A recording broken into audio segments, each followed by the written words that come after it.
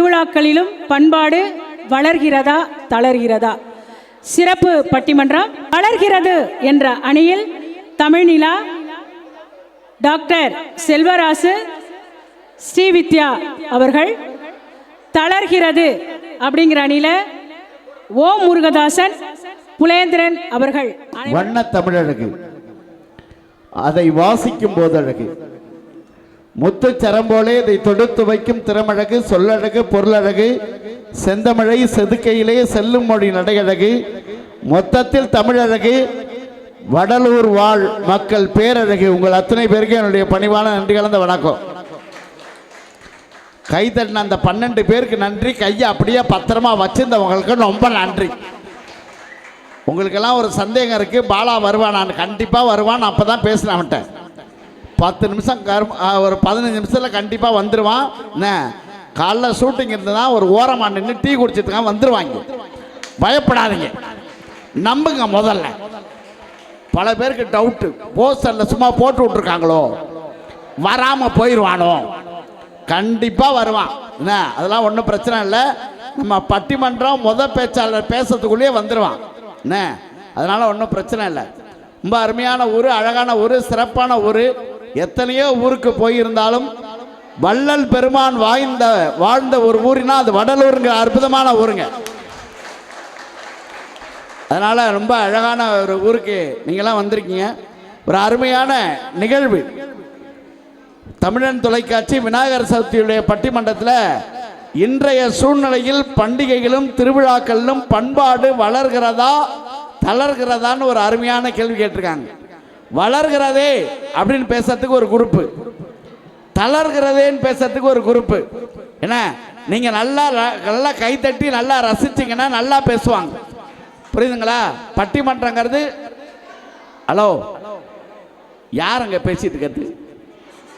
நான் பேசலாம், நீங்கள் ஒரு பக்கம் பட்டிமன்றம் பேசிட்டீங்களா? எப்படி விளங்க? இப்போ ஒரே ஒரு தம்பி, ரொம்ப அருமையான ஒரு விநாயகர் அப்படிங்கிற ஒரு அருமையான கடவுள் இல்லையா?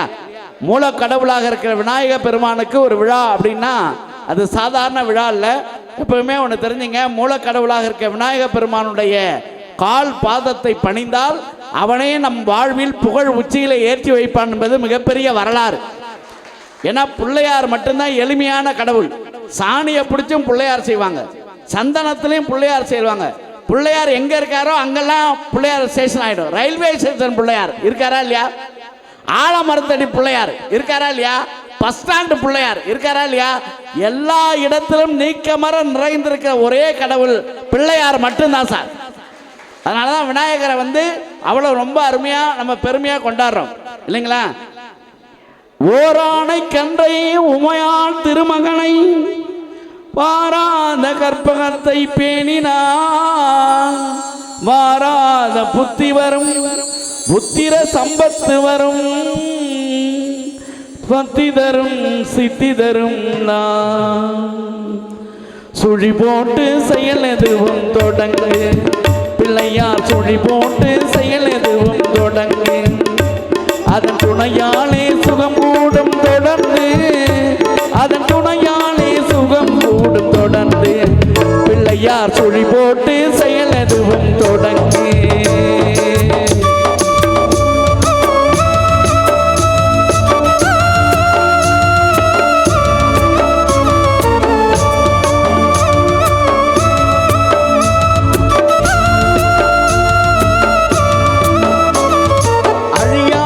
பெருந்தல்வம்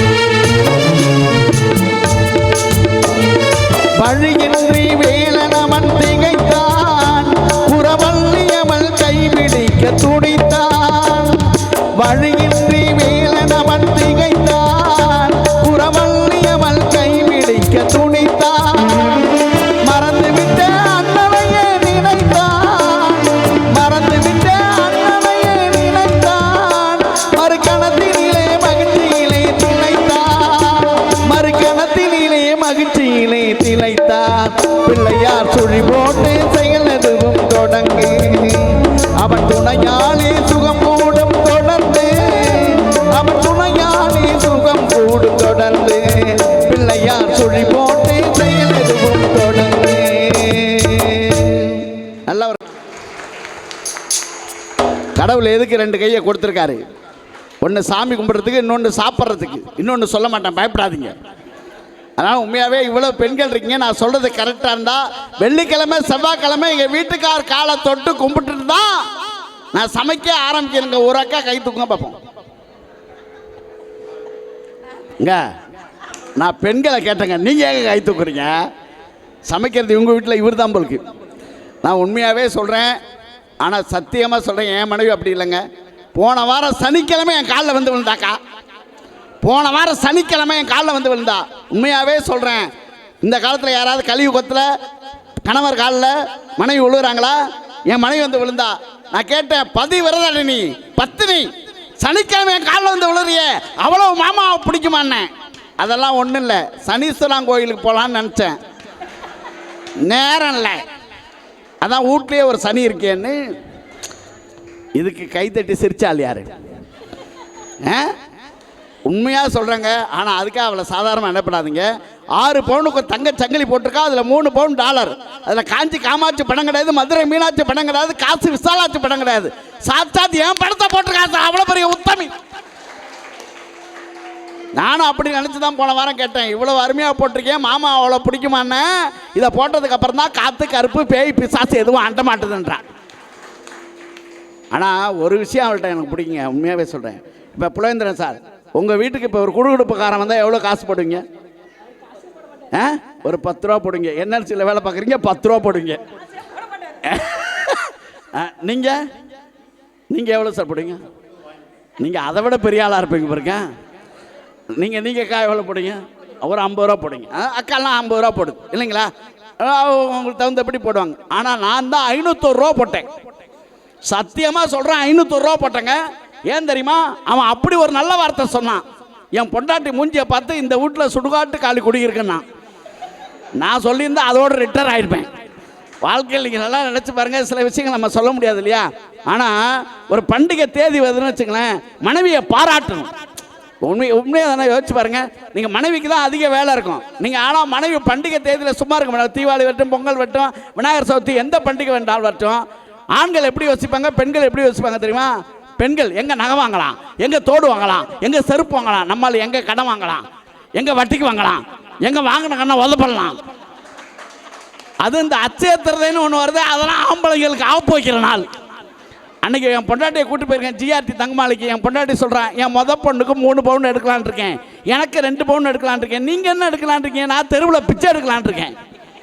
இருக்கிற காசை அவ்வளோ எடுத்துட்டான்னா. ஆனால் அவள் சாதாரண ஆள் சார். தானா வந்த சந்தனம் பசுப்பீங்களா? போமா. தானா வந்த சந்தனமே உன்னை தழுவேன சம்மதமே, தானா வந்த சந்தனமே உன்னை தழுவேன சம்மதமே, இது வேறார பறிக்காத மல்லிகை தோட்டமே, யாராலும் படிக்காத மங்களராகமே, தானா வந்த சந்தனமே உன்னை தழுவேன சம்மதமே.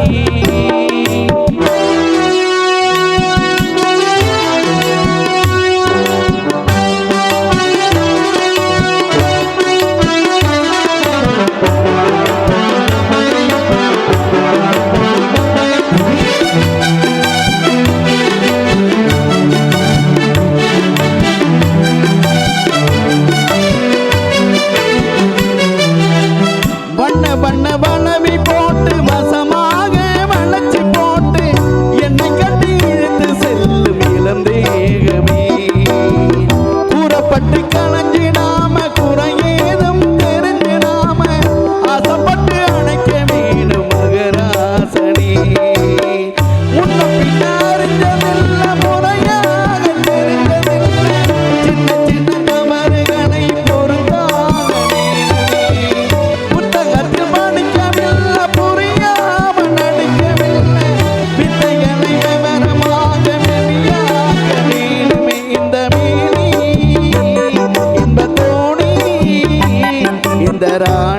இந்த ராணி இந்த ராஜனோட விருப்பமே தானா வந்த சந்தனமே உன்னை தழுவேன் தன சம்மதமே இது வேறாரு பறிக்காத மல்லிகை தோட்டமே யாராலும் படிக்காத மங்களராகவே தானா வந்த சந்தனமே உன்னை தழுவேன் சம்மதமே. என்ன ஆச்சரியம்னா பழனி சார் பாடுவாரா அப்படி பார்த்துட்டீங்க அப்படி தானே? ஆனால் உண்மையாகவே எங்கள் நந்தா ஆடியோ அண்ணனுக்கு தெரியும், அவர் நம்ம நிறைய பாட்டு மன்றத்துக்கு வந்திருக்கார். ஆனால் உண்மையாகவே நல்லா ரசிக்கிறீங்க. அப்படி ரசிக்கலாம். சில பேர் அப்படியே உட்காந்துருப்பான், பேச பேசு பேச பெரிய காமெடி ராஜா. அன்றைக்கெல்லாம் சேலம் பக்கத்தில் ஒரு நிகழ்ச்சி ஆரம்பிச்சிட்டேன். ஒன்று பட்டால் உண்டு வாழணும் ஒருத்தர் அப்படின்னார். ஒற்றுமை நீங்கன்னா அனைவருக்கும் தாழ்வுண்ணே அப்போர் அப்படின்னார். உங்களை போல் ரசிகர் உண்டானே அப்போர் அப்படின்னார். அப்போ தான் விசாரித்து பார்த்தா அவருக்கு நரம்பு தளர்ச்சியான். அவரை போய் ரசிகர் நினச்சி 3/4 மணி நேரம் பேசிக்கிறேன் நான்.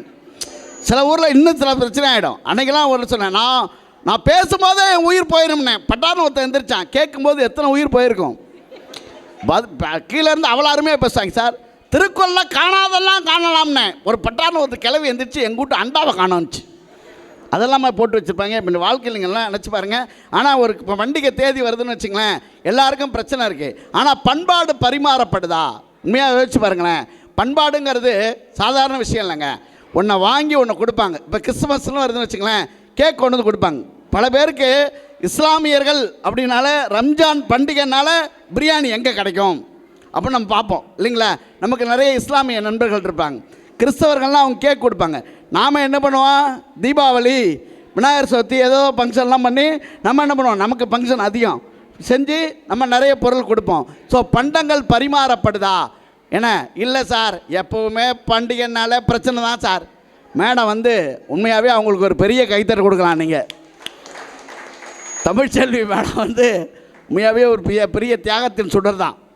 நான் அவங்க ஃபங்க்ஷன் நடத்துகிற ஒவ்வொரு நிகழ்ச்சிக்கு வருவேன். அவங்க சொல்லுவாங்க, என்னை வச்சு தான் சார் ஃபங்க்ஷனே நடத்துகிறேன். இன்றைக்கி என்ன வச்சுக்க மேடம், இன்றைக்கி வளையலை வச்சுட்டேன். அவ்வளோ கஷ்டப்பட்டு ஒரு ஃபங்க்ஷன், சரி ஒரு ஃபங்க்ஷன் சரி இதான் பிரச்சனையாச்சா விட்டுருவோம் அப்படின்னு நினைப்பாங்க. ஆனால் அடுத்த ரோல் நடத்துவாங்க. ஆனால் உண்மையாகவே அதுக்கு ஒரு பெரிய கட்ஸ் வேணும். உண்மையாக சொல்லப்போனால் இவ்வளவு பேருடைய திறமையை மேடையிலே அடையாளப்படுத்துவதற்கு ஒரு பெரிய மனசு வேணும். அதுக்கே ஒரு பெரிய கைத்தறி கொடுத்து பாராட்டலாம்.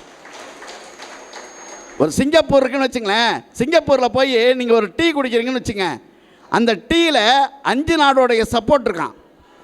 ஏன் தெரியுமா? அங்கே பால் கிடைக்காது. பாலுங்கிறது டென்மார்க்லேருந்து வரணும். அவனுக்கு நிறைய பால் டென்மார்க்லேருந்து தான் வருது. அந்த பாலில் நம்ம தண்ணி ஊற்றினா காய்ச்சுவான். அந்த தண்ணி மலேசியாவிலேருந்து வரணும். அந்த பாலில் போடுற சர்க்கரை இருக்குல்ல, அது பிஜி தீவுலேருந்து வரணும்.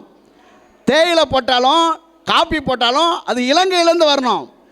அந்த பாலை ஒரு கப்பில் ஊற்றணும்ல, அந்த பீங்கான் பாத்திரம் அது சைனாலேருந்து வரணும். 5 நாட்டு உதவி இல்லாமல் ஒரு டீ கூட குடிக்க முடியாது சிங்கப்பூரில். ஆனால் நம்ம நாட்டில் என்ன வளம் இல்லை இந்த திருநாட்டில், ஏன் கையை ஏந்த வேண்டும் வெளிநாட்டில்னு சொல்லிட்டு சிங்கப்பூரில் அதிகமாக வேலை பார்க்குறாலே நம்மால் தான். உண்மைதானே? எங்கள் அப்பாலாம் 30 வருஷம் மேலே இருந்திருக்கார்.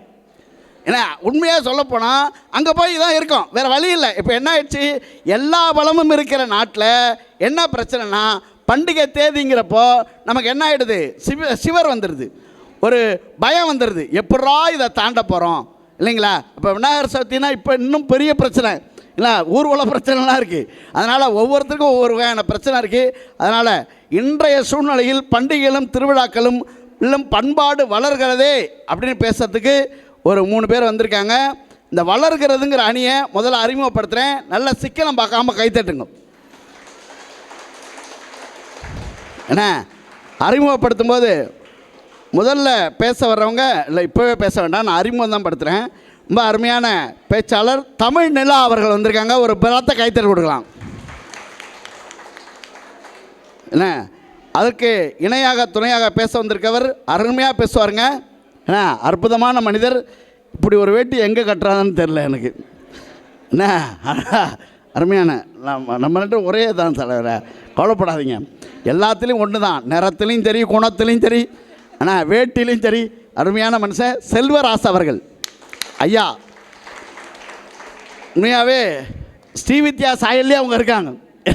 ஆனால் அருமையான சகோதரி ஸ்ரீவித்யா அவர்கள் இல்லைங்க. பண்பாடால் உண்மையாகவே இந்த தொலைக்காட்சி பண்டிகைகளெல்லாம் உண்மையாகவே பண்பாடு வளரல, தளர்கிறது என்று பேச வருகிறார் நம்முடைய அருமை சகோதரி தமிழ்ச்செல்வி அவர்கள். அவங்க குரலை நீங்கள் கேட்டிங்களா, ராசாத்தின்னு பாடினாங்கல்ல, அதில் பெரிய சிறப்பு என்னென்னா இவ்வளோ டென்ஷன்லையும் சிரிச்சுக்கிட்டே பாடுறாங்க இல்லைங்களா. அந்த சிரிப்பு ராசாத்தின்றாங்க. ஆனால் உண்மையாகவே ரொம்ப நல்லா இருந்துச்சு அது.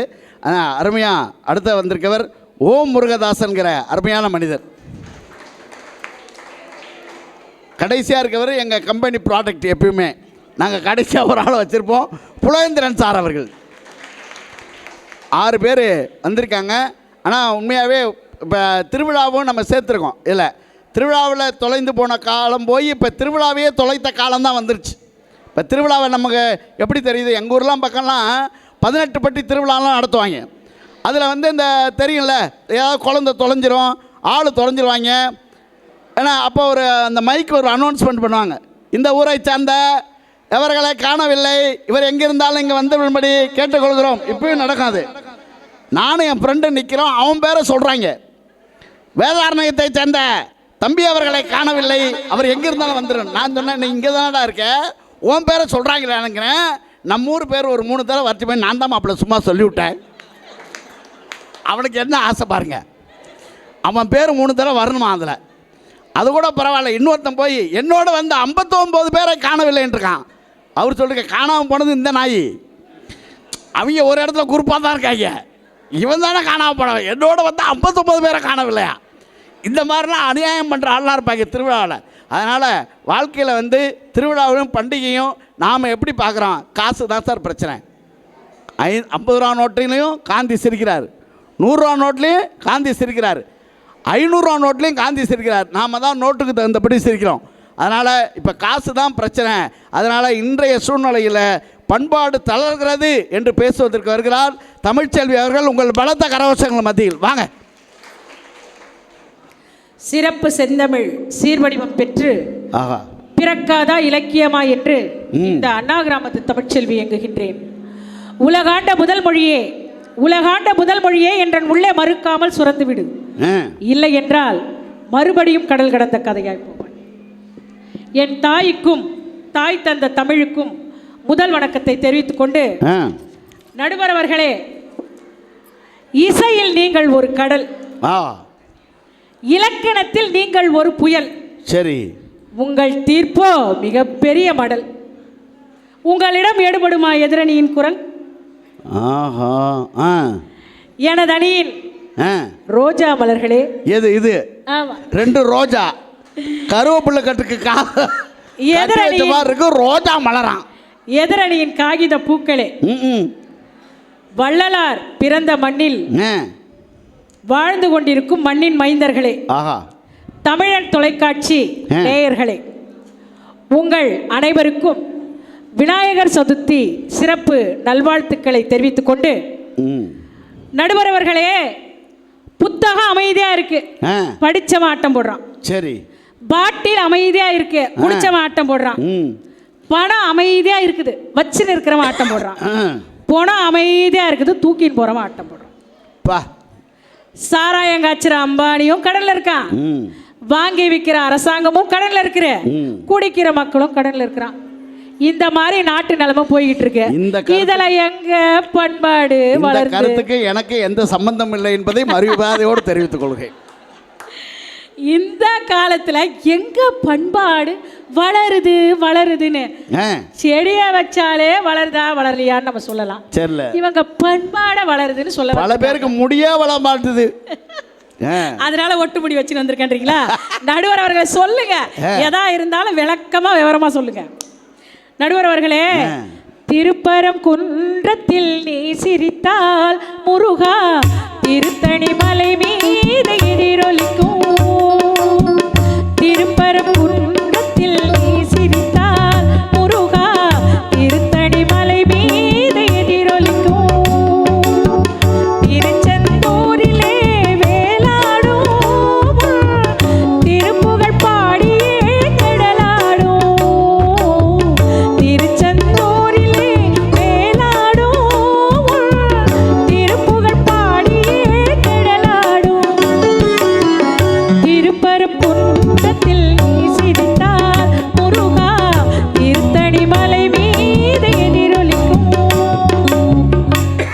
பாட்டை கேட்டா எவ்வளோ பவ்யமா இருக்கு. ஆமா, ரசனையா இருக்கு. ரசிக்கணும் போல இருக்கு. ஆமா, பக்தி பரவசம் ஆடுது. ஆமா. ஏ சாமி வயா சாமி மன்மத சாமி மந்திர சாமி போக்கிற சாமி. ஏ சாமி வயா சாமி மன்மத சாமி மந்திர சாமி போக்கிற சாமி. சாமியே இந்த நிலைமையில ஊசல. கடைசி நேரத்தில் ஐயா சாமி, ஐயா சாமி, ஐயா சாமின்னு வந்துடுறாங்க. ஐயா சாமிக்கே இந்த நிலைமை. இதுல எங்க பண்பாடு வளருது சொல்லுங்க. தாய் என்ற ஒரு தெய்வம் வீட்டோட இருக்கு, நீ தனித்தனியே கோவில் கோலம் போவதுமே எதுக்கு? அம்மாவின் பாதத்தில் கற்பூரம் கொளுத்து ஆனந்த கண்ணீரில் அபிஷேகம் நடக்கு. தாயின் பாசமும் தந்தையின் பாசமும் இப்படி இருக்கு. எதிர்பார்ப்பு இல்லாத அன்பை செலுத்தக்கூடிய பெற்றவர்களே இன்னைக்கு முதியோர் இல்லத்துல எடுத்துட்டு போய் விடுறாங்க. அந்த பாட்டு தான் இப்ப நாட்டுல பிரச்சனை ஆயிட்டு. அம்மாவின் பாதத்தில் கற்பூரம் கொளுத்துன்னு பாடிட்டாரு. ஒருத்தன் வச்சு கொளுத்திருக்கான். இன்னைக்கு கடலூர் ஹாஸ்பிட்டல் அட்மிட் பண்ணிருக்காங்க அந்த அம்மாவை. நன்றி உணர்வே இல்லாத இந்த பிள்ளைகளை இப்படி வளர்த்து ஆளாக்கி கஷ்டப்பட்டு எல்லாம் பாதுகாக்கிறாங்க நடுவர் அவர்களே. அந்த பிள்ளைகள் அந்த தாய்க்கும் தந்தைக்கும் சாப்பாடு போட்டு வீட்டில் ஒரு அன்பா வச்சுக்கணும் அப்படின்னு கூட நினைக்காத நேரத்தில் எந்த இடத்துல இங்க பண்பாடு வளருது? எங்கனா பண்பாடு வளருது? சரி, நாம அங்க போவேனா இங்க போனா நடுவர் அவர்களே, விநாயகர் சதுர்த்திக்கே வருவான். விநாயகர் சதுர்த்தியில அந்த காலத்துல என்ன பண்ணுவாங்க அப்படின்னு பாத்தீங்கன்னா, ஒரு மண் எடுத்து விநாயகர் செஞ்சு அதை ஒரு 3 நாள் வச்சு படைச்சு அப்புறம் எடுத்துட்டு போய் தண்ணியில விடுவாங்க, கரைச்சிருவாங்க. அதானே விநாயகர் சதுர்த்தி. இதனுடைய காரணம் என்ன அப்படின்னு பாத்தீங்கன்னா, இந்த மண்ணில பிறந்த, இந்த மண்ணில வளர்ற, இந்த மண்ணில வாழ்ற, இந்த மண்ணில தான்டா சாவ போற, இதுலதான் புதைக்க போறாங்க உன்ன. ஆனா இருக்கிற வரைக்கும் நல்லது செய்ய, யாரையும் கஷ்டப்படுத்தாத அப்படின்னு ஒரு தத்துவத்தை விளக்கக்கூடிய விநாயகர் சதுர்த்தி. ஆனா இன்னைக்கு அது அப்படி இருக்குதா?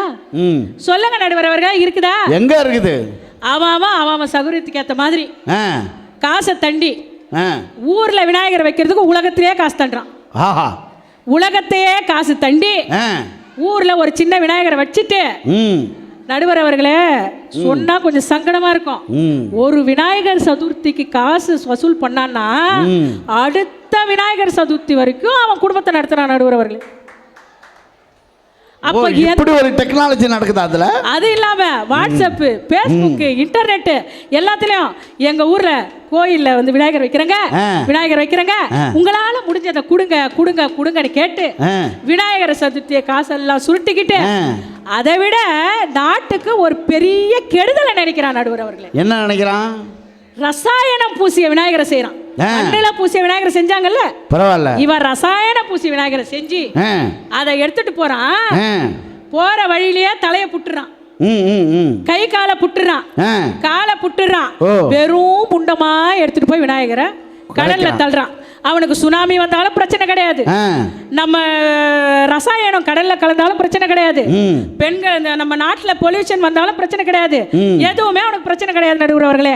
அவனுக்கு அவன் குடும்பம் நல்லா இருக்கும். இதுதான் இன்னைக்கு விநாயகர் சதுர்த்தி இப்படி பண்ணிட்டு இருக்காங்க. அதனாலதான் விநாயகர் பாட்டு போட்டிருக்காரு. இங்க எங்க நடுவர் அவர்களே சொல்லுங்க.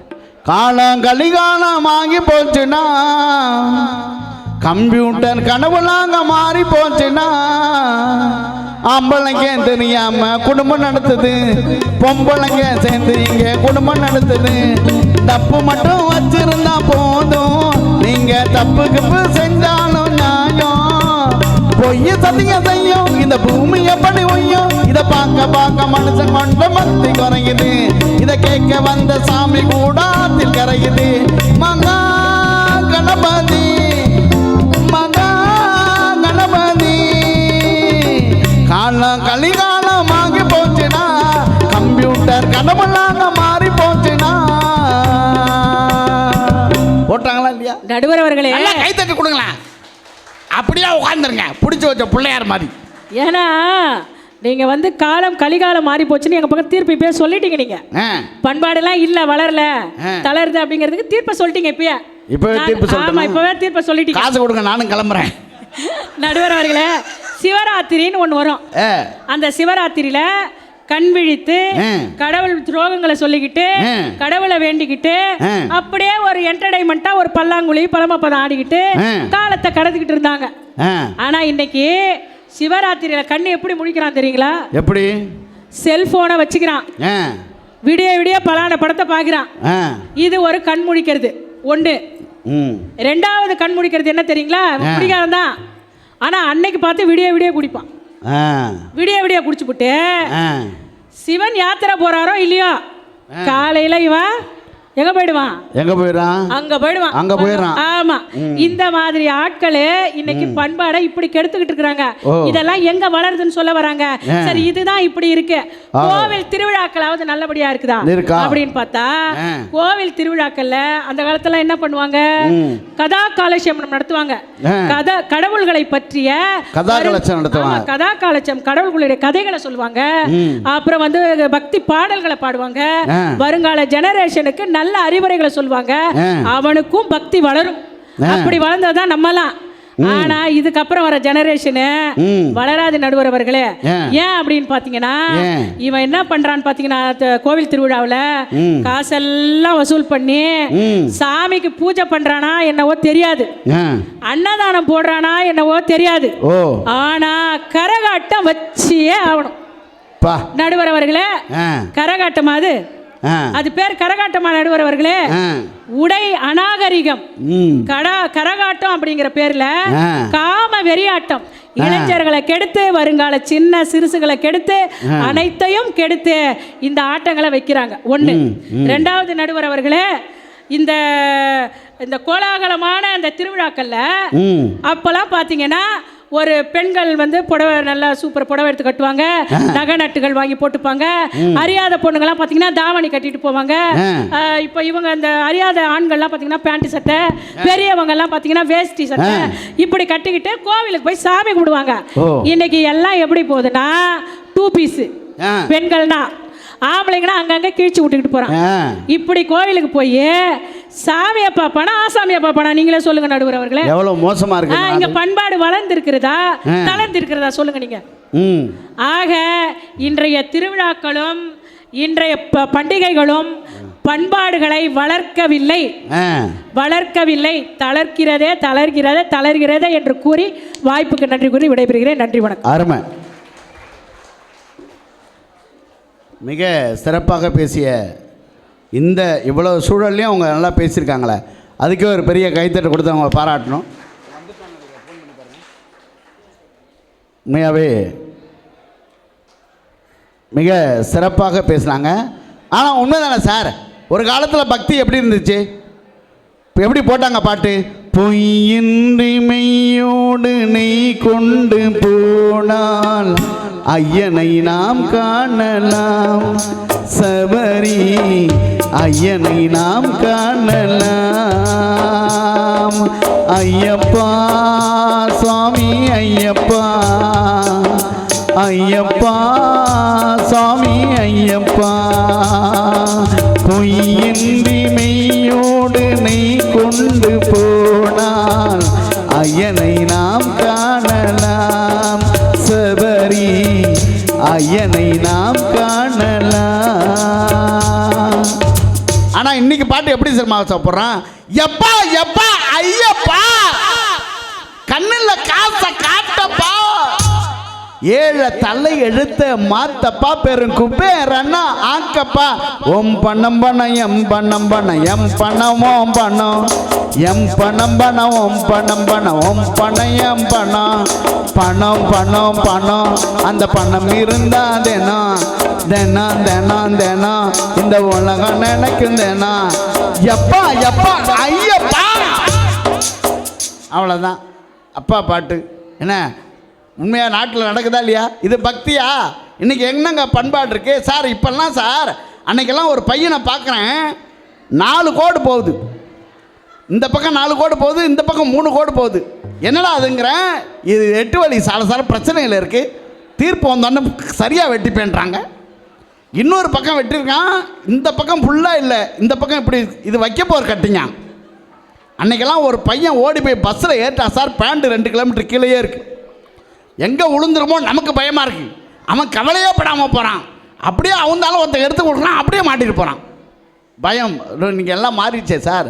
இன்றைக்கி இருக்கிற பசங்கள்லாம் வாழ்க்கையில் மாறி இருக்காங்களே, வாழ்க்கையில் அப்படி தானே சார் இருக்காங்க. அதனால் இன்றைக்கி பண்பாடு இருக்கா என்ன அப்படின்னு ரொம்ப ஒரு அருமையான கேள்வியை தமிழ்ச்செல்வி கேட்டிருக்காங்க. என்ன ஒரு நீங்கள் ஆவலோடு எதிர்பார்த்து கொண்டு இந்த பாலா இப்போ வந்து வரப்போகிறாரு உள்ளுக்குள்ளே. அதனால் மிக அருமையான ஒரு கைத்தட்டு கொடுத்து என்ன அடுத்தபடியாக ஒரு பாட்டு, ஒரே ஒரு பாட்டு மட்டும் நம்ம பாடிடுவோம், அதுக்குள்ளே சரியாக இருக்கும் கரெக்டாக.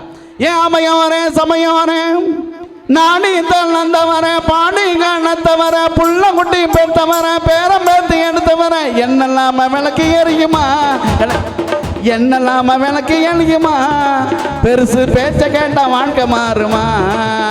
ஏன் அமையோரே சமையோரே, ஏன் அமையோரே சமையோரே நானே தந்தவர பாடி காணத்தவர புள்ள குட்டி பெற்றவர பேரம் பார்த்து எடுத்தவர என்னெல்லாம விளக்கு எரியுமா, பெருசு பேச்ச கேட்ட வாழ்க்கை மாறுமா. ஓசி பைக்கை எடுத்துக்கின்னு ஓட்டுறைய ஸ்பீடா, ஓசி பைக்கை எடுத்துக்கின்னு ஓட்டுறைய ஸ்பீடா, வளைஞ்சு வளைஞ்சு ஓட்டுறதுக்கு இது ஒப்ப வீட்டு ரோடா. நான் கேட்டிருக்கேன். ஓசி பைக்கை எடுத்துக்கின்னு ஓட்டுறைய ஸ்பீடா, வளைஞ்சு வளைஞ்சு ஓட்டுறதுக்கு ஒப்ப வீட்டு ரோடா. வேகமா போகும்போது ஹீரோ போல தெரியும், விழுந்து வார்னின்னா உங்க அம்மா வயிறு எரியும். வேகமா போகும்போது ஹீரோ போல தெரியும், விழுந்து வார்னின்னா உங்க அம்மா வயிறு எரியும். வேகமா வர சொல்வான் உன் காதலி அஞ்சலி, வேகமா வர சொல்வான் உன் காதலி அஞ்சலி, கடைசியில ஒட்டு வாங்கடா கண்ணீர் அஞ்சலி. ஏ அவையோரே சமையோரே நானே தந்தவரே பாண்டி கண்ணத்தவரே புள்ள குட்டி பெற்றவரே பேரம் பேர்த்து எடுத்தவர என்னெல்லாம விளக்கு எரியுமா, காணா பாட்டுக்கு தான் மவுசு குறையுமா, என்னெல்லாம விளக்கு எரியுமா, காணா பாட்டுக்கு தான் மவுசு குறையுமா. அடுத்ததாக பேச வருகிறார் நம்முடைய தமிழ் நிலா அவர்கள். வாங்க, எல்லாரும் போய் எட்டி பார்க்காதீங்க, வருவான். மெசேஜில் போனில் தான் வந்திருக்கான், வருவான். தமிழ் திரு நாடுதனை பெற்ற என்று கும்பிடடி பாப்பா, அமிழ்தினும் இனியதடி பாப்பா, நம் ஆன்றோர்கள் தேசமடி பாப்பா, சொல்லில் உயர்வு தமிழ் சொல்லே அதை தொழுது படித்திரடி பாப்பா என்ற பாரதியின் வார்த்தைகளுக்கு இணங்க தாய் திரு நாட்டையும் தித்திக்கும் தெல்லமுதாய் தெல்லமுதின் மேலான முத்திக்கனியே முத்தமிழே என்று எம் தாய்மொழியாம் தமிழ் மொழியையும் வணங்கி கூடியுள்ள அனைவருக்கும் என் பண்பாட்டு வணக்கத்தை உரித்தாக்குகிறேன். அந்த மைக்கை கரெக்டாக வச்சுக்கமா. தமிழன் என்றோர் இனம் உண்டு, தனியே அவருக்கு ஒரு குணம் உண்டு என்று தமிழரை அடையாளப்படுத்தினார் நாமக்கல் கவிஞர். வேறு எந்த மதத்திற்கும் மொழிக்கும் இல்லாத பெருமை தமிழுக்கும் தமிழருக்கும் உண்டு. காரணம், நாம் எப்படி வாழ வேண்டும் என்பதனை விட எப்படி வாழக்கூடாது என்ற வாழ்வியலை கற்றுக் கொடுத்த தமிழரின் பண்பாட்டு அரிச்சுவடுகள் இன்றும் உலகம் முழுவதும் தடம் பதித்து இருக்கிறது என்றால் உயர்ந்த சிந்தனையும் உயர்வான எண்ணங்களையும் சமூகம் என்ற மணற்பரப்பில் விதைத்து சென்றிருக்கிறது என்றுதானே அர்த்தம். பண்பாடு என்றால் என்ன? ஒரு இனத்தவருக்குள் அடங்கிய கொள்கைகள், நோக்கங்கள், பழக்க வழக்கங்கள், வாழ்க்கை முறைகள், உணவு, உடைகள், கொடை, புகழ், ஈரம், கருணை, பெரியோரை துணை கொள்ளல் ஆகிய அனைத்தையும் ஒன்றே அமைய பெற்றதுதான் பண்பாடு. ஒரு பண்பட்ட நிலத்தில் எப்படி நல்ல செடிகளும் கொடிகளும் துளிர்விடுமோ அதுபோல ஒரு பண்பட்ட சமூகம் அமைய வேண்டும் என்றால் பண்பாடு உடைய மக்களால் மட்டுமே அமையும். இத்தகைய உயர்ந்த பண்பாட்டை நமக்கு கற்றுத்தருவது பண்டிகை இது மட்டுமே. நம் தமிழரின் பண்பாடு தரணியை போற்றும் தமிழரின் பண்பாடு. 12 தமிழ் மாதங்களுக்கும் 12 பண்டிகைகளை வகுத்து கொடுத்தது நம் தமிழரின் பண்பாடு. சித்திரை என்றால் புத்தாண்டு, வைகாசி என்றால் விசாகம், ஆனி என்றால் திருமஞ்சனம், ஆடி என்றால் பெருக்கு, ஆவணி, அவிட்டம், புரட்டாசி, தசரதம், ஐப்பசி, தீபாவளி, கார்த்திகை தீபம், மார்கழி உற்சவம், தை பொங்கல், மாசி மகம், பங்குனி உத்திரம் என்ற 12 மாதங்களுக்கும் 12 பண்டிகைகளை வகுத்து தந்தது நம் தமிழர் பண்பாடு. 10,000 50,000 வச்சுட்டு தான் நம்ம பண்டிகைகளை கொண்டாடணும் இல்லையா? 1000 500 இருந்தாலும் நம்ம பண்டிகையை சந்தோஷமா கொண்டாடலாம். இது அறிவியலால சுழன்று கொண்டிருக்கிற உலகம். இப்ப மூடர்களும் இல்ல, மூட நம்பிக்கைகளும் இல்ல. இவ்வாறு விரைவாக சுழன்று கொண்டிருக்கிற இந்த உலகத்துல நம்ம குடும்பத்துக்கும் நமக்கும் மகிழ்ச்சியை தர்றது இந்த பண்டிகைகள் தாயா. தேடி நிதம் தின்று பல சின்னஞ்சிறு கதைகள் பேசி பிறர் வாட துன்பம் மிக உழன்று மனம் வாட பிற செயல்கள் செய்து அரை கூடி கிளை பருவம் எய்தி கொடுங்கூற்று கிரையென பின் மாயும் பல வேடிக்கை மனிதர்களைப் போல் நான் வீழ்வேன் என்று நினைத்தாயோ என்ற பாரதியின் வார்த்தைகளுக்கு இணங்க இந்த தரணியை போற்றும் நம் தமிழரின் பண்பாடு என்றுமே வீழாது, அது வளர்ந்து கொண்டே தான் இருக்கும். அது பண்டிகைகளால் என்று கூறுகிறேன். சங்க இலக்கியத்துல ஒரு செய்தி சொல்றியா, நம் தமிழரின் பண்பாடு என்பது வீரமும் விருந்தோம்பலும் ஈகையும் அதற்கு மேல் சமய சார்பற்றது நம் பண்பாடு. புறநானூற்று செய்தியில போர்க்களத்துல தன் மகன் புறமுதுகிட்டு உயிர் துறந்தான் என்ற செய்தியை அறிந்த தாய் ஒருத்தி சினம் மிகுந்து போர்க்களத்தை நோக்கி போறா. என் மகன் மட்டும் புறமுதுகிட்டு உயிர் துறந்திருந்தான் என்றால் அவன் பால் அருந்திய 2 மார்க்கங்களையும் மறுத்தெறிவேன் அப்படின்னு சொல்லிட்டு போறாங்க. அங்க போனா தன் மகன் நெஞ்சிலே அம்பு எய்து இறந்து கிடக்கிறான். அவனை பார்த்த தாய் பெருமிதத்துடன் அவனை அள்ளி கொடுக்கிறாள். உன்னை ஈன்ற வயிறு பெருமை அடைகிறது என்கிறாள். இத்தகைய வீரம் நிறைந்த பண்பாடு நம் தமிழரின் பண்பாடு. அதனை உணர்த்துவது நம் பண்டிகைகள் மட்டுமே. இக்காலத்தில் இதற்கு எடுத்துக்காட்ட நம்ம ஜல்லிக்கட்டை சொல்லலாயா. ஈகை நிறைந்தது நம் தமிழர் பண்பாடு. வாரி வளர்ந்த வள்ளல்கள் நிறைந்தது நம் தமிழர் பண்பாடு. மனிதர்களுக்கு மட்டுமல்ல, முல்லைக்கு தேர் கொடுத்தான் பாரி, காடு மஞ்சைக்கு கலிகை ஈந்தான் பேகன். இத்தகைய பண்பாட்டை நமக்கு நினைவு கூறுவதுமே பண்டிகைகள் தான். இந்த சூழ்நிலையிலுமே கூட விழாக்கள் நேரத்தில் பண்டிகை நேரத்தில் புத்தாடைகள் அணிந்து வீட்டில் இருக்கிற பெரியவங்கள்ட்ட நம்ம காலில் விழுந்து ஆசீர்வாதம் வாங்கும்போது அவங்க கொடுக்குற 5 ரூபா 10 ரூபா 1 லட்சம் கொடுத்தாலும் ஈடாகுமாயா? கண்டிப்பா ஈடாகாது. என் பாட்டியெல்லாம் 1 ரூபா கொடுத்துட்டு அமெரிக்கா போயிட்டு வந்துருந்துச்சு. அமெரிக்கா போகும்போது என் பாட்டிக்கிட்ட ஆசீர்வாதம் வாங்கினேன். 1 ரூபா கொடுத்துச்சு. போய் நல்லதை வாங்கிக்கடா. அமெரிக்காவில் 1 ரூபாவில் வாங்க முடியுமா? ஆனாலும் அதோடைய அன்பு அதுக்கு நீடாகுமா? அதான் அந்த அம்மா சொல்லுது. யாதும் ஊரே யாவரும் கேளீர் என்ற பொதுவுடைமை நிறைந்தது நம் தமிழர் பண்பாடு. இத்தகைய தமிழர் பண்பாடை உணர்த்துவது நம் பண்டிகைகள் மட்டுமே. அது எந்நிலையிலும் தாழாது வளர்ந்து கொண்டே தான் இருக்கும். தமிழன் என்று சொல்லடா, தலை நிமிர்ந்து நில்லடா என்று கூறி பண்டிகைகளால் பண்பாடு வளர்ந்து கொண்டிருக்கிறது தான் என்று கூறி வாய்ப்புக்கு நன்றி கூறி விடைபெறுகிறேன். நன்றி. அருமாமா சிறப்பு. உண்மையாகவே ரொம்ப வள்ளலார் பிறந்த மண்ணில் வாடிய பயிரை கண்டபோதெல்லாம் வாடினேன்னு சொன்னார் வள்ளலார் இல்லையா? வீடுதோறு இறந்தும் பசி ஆறாது அயர்ந்த வெற்றாரை கண்டு உளம்பதைத்தேன்னு சொன்னார். ஏன்னா பசி தான் வாழ்க்கையில் மிக முக்கியமான விஷயம் இல்லைங்களா? கை கால் ஊனமான மனிதன் உண்டு, வயிறு ஊனமான மனிதன் இல்லைன்னு சொன்னார். யோசிச்சு பாருங்கள், கை கால் ஊனமான மனுஷன் உண்டு, வயிறு ஊனமான மனுஷன் உண்டா? எச்சில் இலையை எந்த பக்கம் போட, இந்த பக்கம் நாய் அந்த பக்கம் மனிதன்னு சொன்னாங்க. ஆனால் நீங்கள் நாட்டில் அப்படியா சார் இருக்குது? உண்மையாகவே இந்த பிள்ளை சொல்கிற மாதிரி கொடுக்குற குணம் நம்மகிட்ட இல்லையா? இருக்க நிறைய பேர் கொடுக்குறாங்கல்ல, கொடுக்கறதுனால தான் நிகழ்ச்சி நடத்த முடியும். யாருமே கொடுக்க மாட்டாங்க சார் அப்படின்னு நம்ம சொல்ல முடியாது இல்லைங்களா? எல்லாருக்கும் ஒரு சில பேர் கொடுக்காமல் இருக்கலாம். ஆனால் நல்லார் ஒருவர் உளரேல் அவர் பொருட்டு எல்லோருக்கும் பெய்யும் மழைன்னு ஔவையார் சொன்னாங்கல்ல. அதனால் கொடுக்கிற குணம் என்பது இந்த நாட்டில் இருக்குது. 1500 கோடி ரூபா கொடுத்தார் ரத்தன் டாட்டா. எதுக்கு? இந்த கொரோனா காலத்தில் 1500 கோடி ரூபா கொடுத்தார் இந்திய நாட்டுக்கு. கொடுக்கறதுக்கு ஒரு பெரிய மனசு வேணும்ல இல்லை? ஆனால் ஏன் சித்தப்பா மாற முடியாது சார்? உண்மையாகவே அற்புதமான மனுஷன். எங்கள் கிராமத்தில் 1100 குடும்பம் இருக்குது. 100 குடும்பத்துக்கு அந்த ஆள் காலில் எந்திரிச்சு கபசுர குடிநீர் கொடுத்தாரு. ஏன்னா பெரிய பணக்காரர், பெரிய கோடீஸ்வரன் 1 ரூபா தரமாட்டான் ஒரு காலத்தில். இந்த கொரோனா அந்த ஆளை திருத்திருச்சு. பரவாயில்லையே 100 பேருக்கு கொடுத்துருக்கானேன்ட்டு நான் எங்கள் சித்தப்பாவை பார்த்து கேட்டேன், ஓன்ட்ட இருக்க காசுக்கு 1100 பேருக்கும் கொடுக்கலாமையா? ஏன் 100 குடும்பத்துக்கு மட்டும் கொடுத்தேன்? சும்மாறா, அந்த 100 பேர் தான் நம்மகிட்ட வட்டிக்கு வாங்கியிருக்கான்னா, எப்படியோ வசூல் பண்ணலான்னு கொடுத்துருக்கான். அப்புறம் பார்த்தா 2வது அலையில் அவன் தான் போய் சேர்ந்துட்டான். பாக்கி வேறு யாரும் சேரல. அப்புறம் தான் விசாரித்து பார்த்தா தெரிஞ்சு எல்லாருக்கும் ஒரு கிளாஸ் கொடுத்துருக்கான். அதுலேயும் கஞ்சப்பை இவன் குடிக்க காணும். குடித்தா வேஸ்ட்டாக போயிடுவேன். அந்த மாதிரி பண்பாடு மிக்கவர்கள் இருக்காங்கனால ஒரு சில பேர் இப்படியே இருக்கிறாங்க. அதனால் குழந்தைக்கு உண்மையாகவே தமிழ்நிலா அவர்களுக்கு ஒரு பெரிய கைத்தட்டை கொடுத்து நீங்கள் பாராட்டலாம். அற்புதமாக பேசுனாங்க. அதற்கெல்லாம் பதில் சொல்ல வருகிறார் ஓ முருகதாசன் அவர்கள். வாங்க.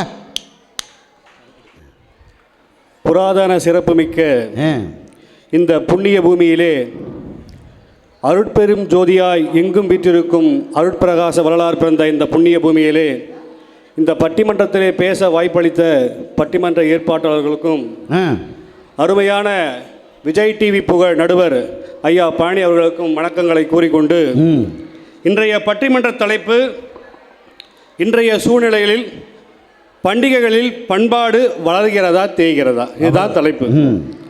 நாங்கள் பண்பாடு ஒழிஞ்சு போச்சுன்னு சொல்ல வரவே இல்லை. பண்பாடு தேய்ந்து கொண்டிருக்கிறது.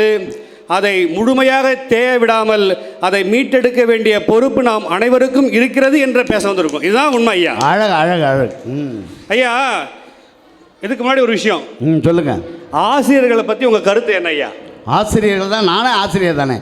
அதை 15 வருஷம் பேராசிரியர் இருந்தேன். எம்ஏ எம்பில் பிஹெச்டி டாக்டரேட் பட்டம் வாங்கின பழனி 15 வருஷம் பேராசிரியர் வேலை தாங்க பார்த்தேன். அதனால் ஆசிரியர்கள் நம்ம ஆசிரியர் எடுத்தறிவித்தவன் இறைவன். ஆமாம் ஐயா, உங்களுக்கு அதை ஞாபகப்படுத்த தான் நான் அந்த ஆசிரியர்கள் யாருன்னு கேட்க வந்தேன். நீங்கள் ஆசிரியரா? நான் பேராசிரியர் ஐயா, பொறியியல் பேராசிரியர். நன்றி. எதுக்காகன்னா, ஆசிரியர்கள் உண்மையை வருங்கால இளைஞர்களுக்கு சொல்லுபவர்கள், உண்மையின் பக்கம் நிற்பவர்கள். நீங்கள் உண்மையின் பக்கம் நிற்பீர்கள் என்ற நம்பிக்கையோடு பேச ஆரம்பிக்கிறேன் ஐயா. இந்த விழாக்களில் நம்ம ஏதாவது விழாவோ பண்டிகையோ நடத்துகிறப்போ உறவினர்கள்லாம் வீட்டுக்கு வருவாங்க. ஆமாம். அந்த உறவினர்கள் எதுக்கு வருவாங்க? அவர்களுக்கு நாம் விருந்தோம்பல் செய்வோம்.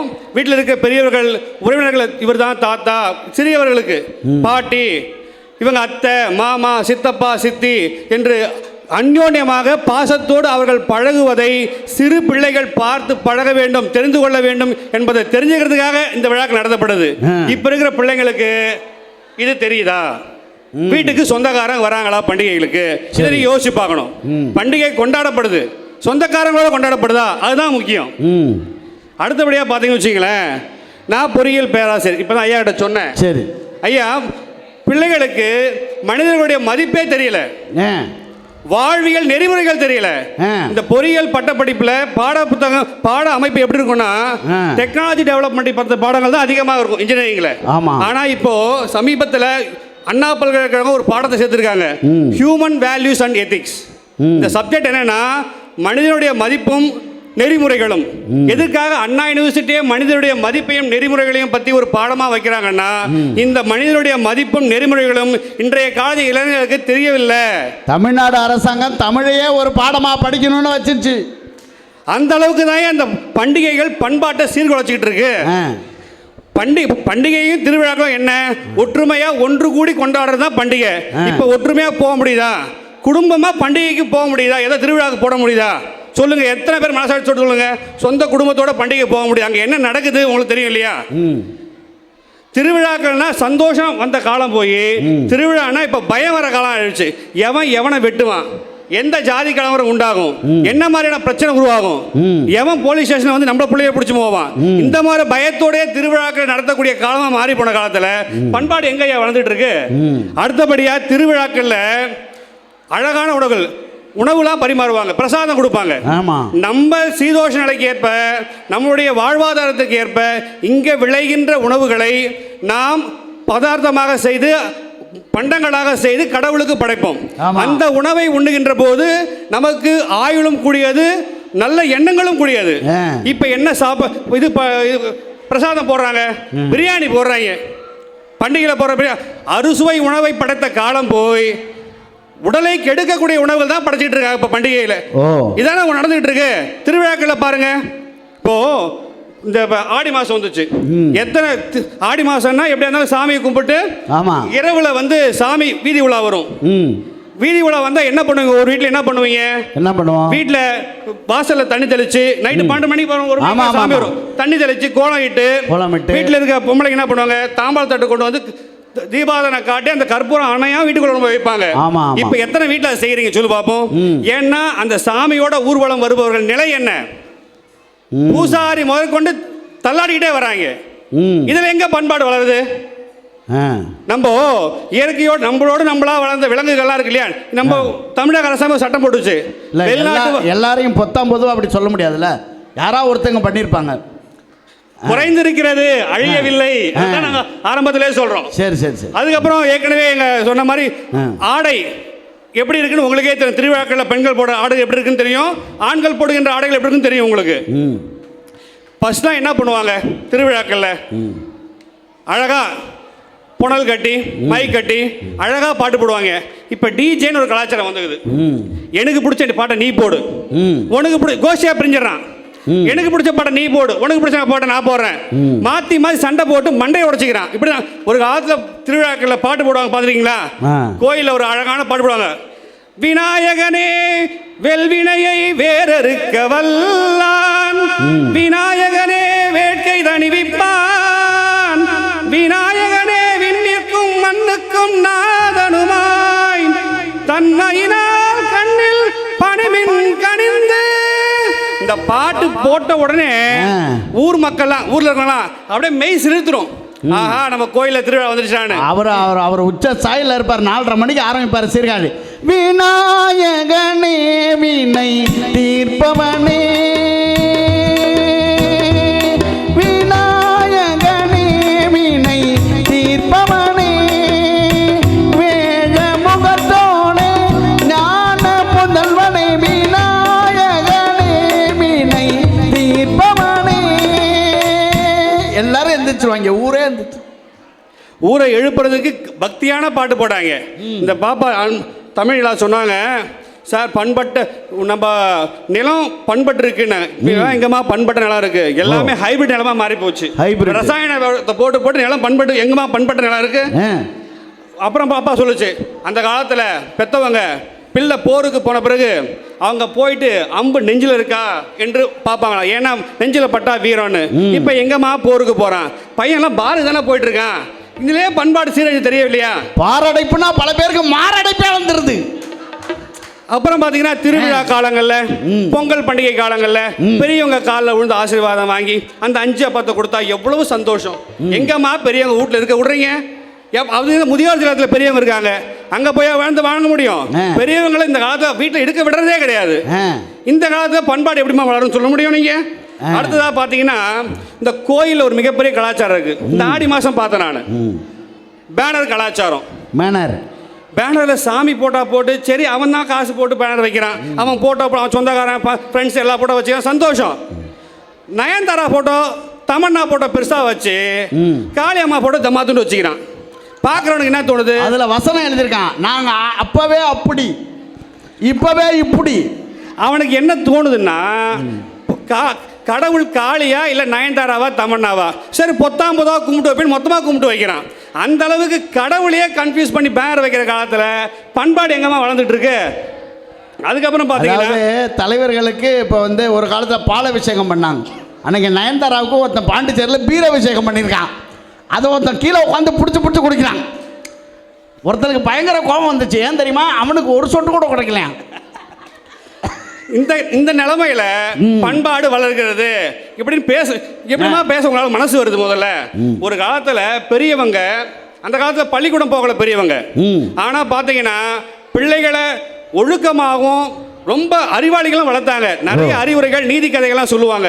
அந்த நீதி கதைகள் அவங்க பள்ளிக்கூடமும் போகல, அவங்க நீதி கதைகள் எப்படி தெரியும்? விழாக்களில் தெருக்கூத்துகள் நாடகம் நடத்துவாங்க. அதுல இதிகாச புராணங்கள் நாடகம் நடத்தி அந்த காலத்து பெரியவங்க என்ன பண்ணாங்க, அதன் மூலயமா நிறைய விஷயங்களை கத்துக்கிட்டாங்க. இந்த காலத்தில் நடக்கிறது நாடகம் உங்களுக்கே தெரியும், நடக்குது. மிகப்பெரிய நாடகம் நடந்துட்டு இருக்கு. அவலங்களும் கேவலமான செயல் நடந்துட்டு இருக்கு. இதுல எங்க பண்பாடு வரப்போகுது? பாக்கியலட்சுமியில் அந்த தாத்தா செத்துட்டாராம். ஒரு அக்கா ஒப்பாரி வச்சு அழுகுது, அந்த தாத்தா செத்துட்டாரு, உன் புருஷன் சாவ கிடக்குறான், அதை பார்க்க மாட்டேது அந்த அக்கா.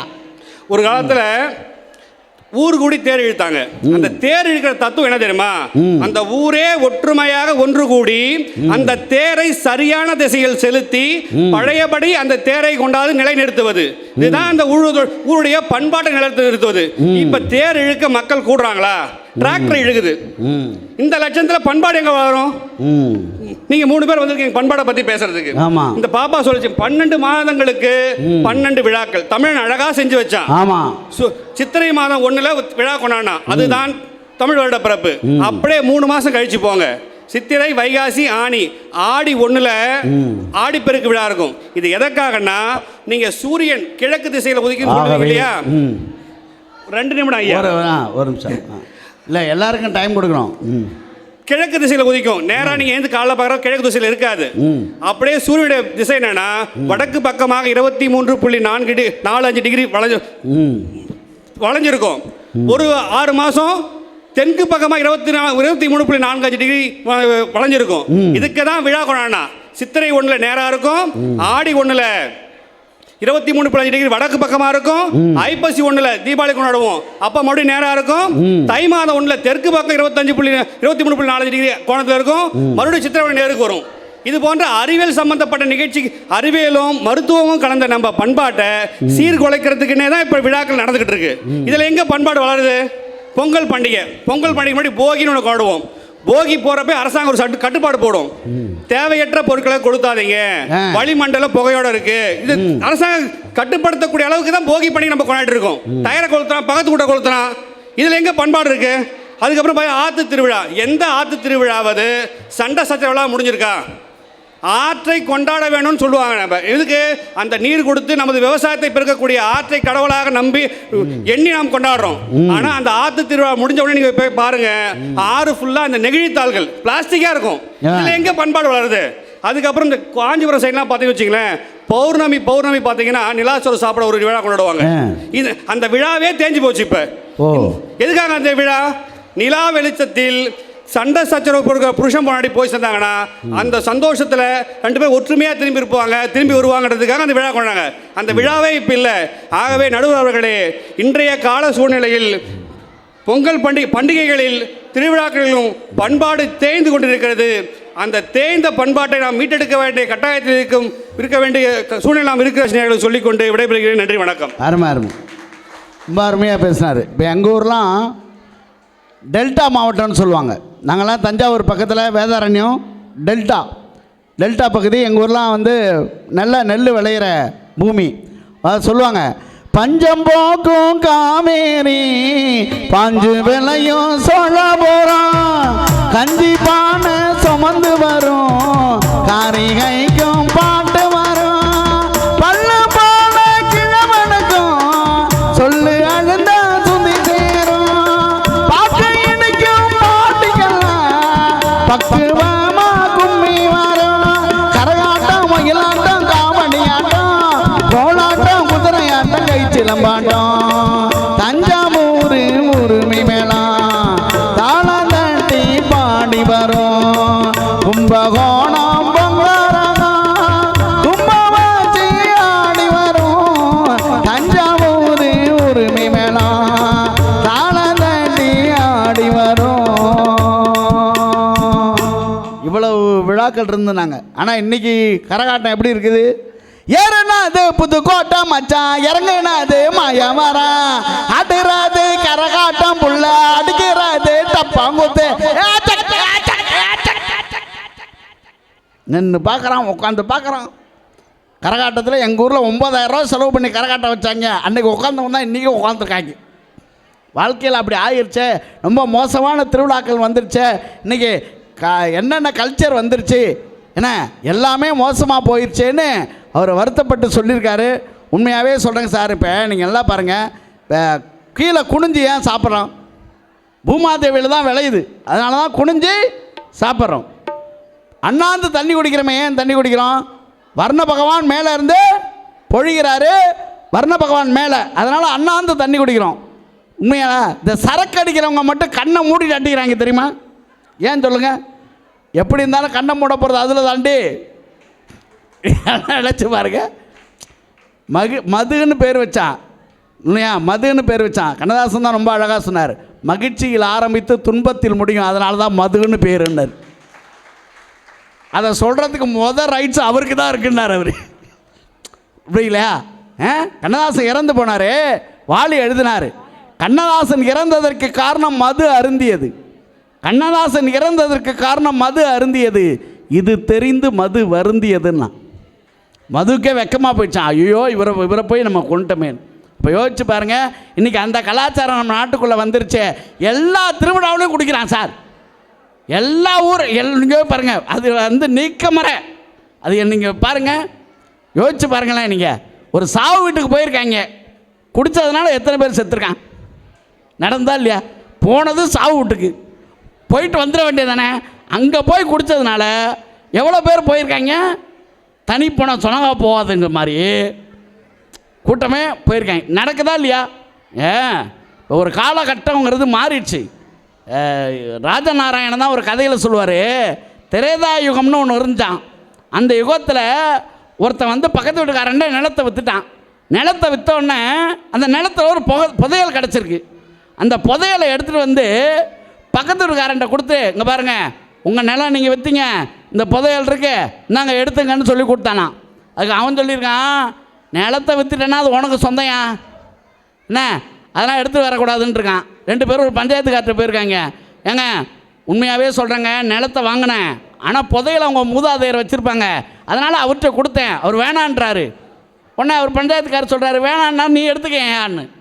இல்லைங்க அதெல்லாம் தப்புங்கன்றிருக்கான். அவன் சொல்லானா, இல்லைங்க நிலத்தை விற்றது தான், புதையெல்லாம் அவரோட தான். ரொம்ப நேர்மையாக இருந்திருக்காங்க 2 பேரும். பஞ்சாயத்துக்காரர் வாங்கி வச்சுட்டு நாளைக்கு வாப்பான்ட்டாரான். எப்பா, சரி நாளைக்கு வா பேசிக்கலாம் அப்படின்ட்டுருக்காரு. சரி ஏன் சண்டை போட்டே இருக்காங்க, நாளைக்கு வா எனக்கு ஒரு அவசரமான வேலை இருக்குன்னு. அடுத்த நாள் கலியுகம் பிறந்துட்டான். நேரம் வந்திருக்கான் ஒருத்தன், நேற்று தெரியாமல் சொல்லிட்டேங்க, அந்த புதையல் எனக்கு தான் சொந்தம், கொடுங்க என்கிட்ட நான் வாங்கிட்டு போகிறேன்ருக்கான் இவன். அதுக்கு அவன் சொன்னான், அவன் தெரியாமல் கொடுத்துட்டேன், நிலத்தை வாங்கினது நான் தான், எனக்கு தான் சொந்தம் நான். அவன் கடைசியில் நம்மளால் சொல்லியிருக்காரு, தம்பி யார்கிட்ட வந்து என்ன பேசிட்டீங்க, யார் பஞ்சாயத்துக்காரர், நீங்கள் யார் வீட்டில் கொடுத்தீங்களோ அவர் வீட்டில் போய் கேளுங்க தம்பி. அவன் மொத்தமாக ஆட்டையை போட்டு போயிட்டான்.